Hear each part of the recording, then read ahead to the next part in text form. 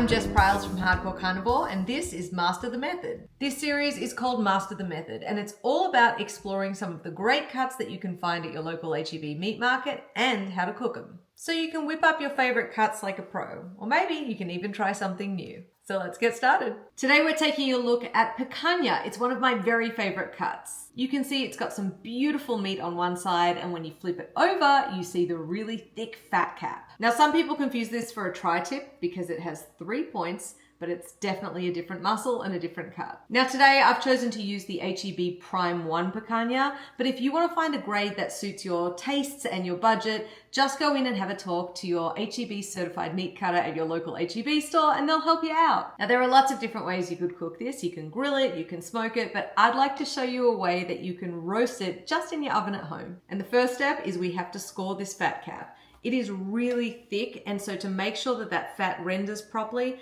I'm just gonna go in and cut through the fat, but I'm not cutting down into the meat, about every inch or so, and then I'm gonna turn my knife and come back the other way to make it a crosshatch. Just like that.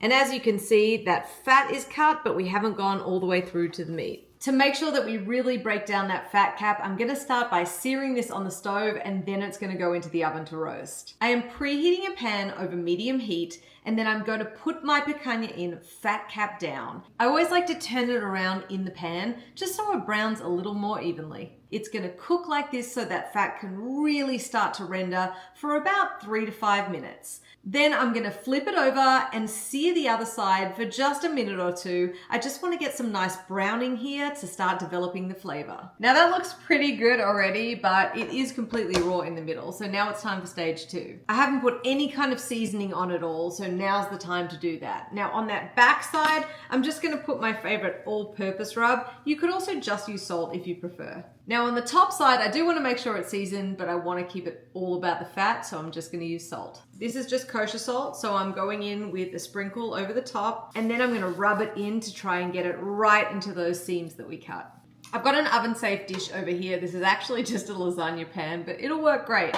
What you want to do is grab a rack or just something that is going to lift that roast off the bottom of the pan itself. So I'm gonna put my picanha straight on here. The pan is gonna catch any fat, but that air is still gonna be able to move all around the picanha, and that's gonna help it cook a lot more evenly. This goes in.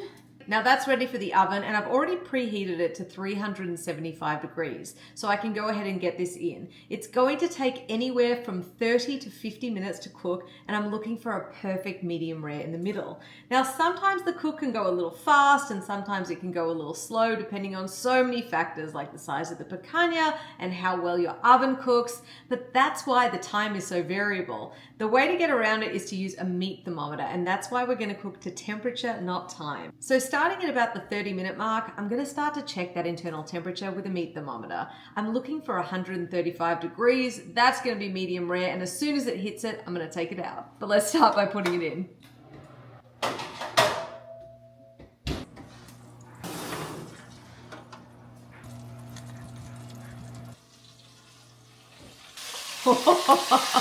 This smells incredible.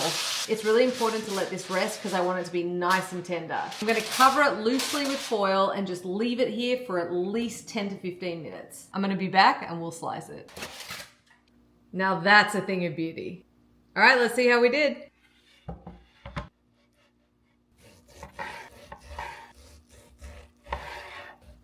Ooh, yeah. This is seriously juicy. Now that is mastering the method on oven roasted picanha. And don't forget that if you want any help finding or selecting a cut, go ahead and ask the certified meat cutters at your local HEB. They are there to help.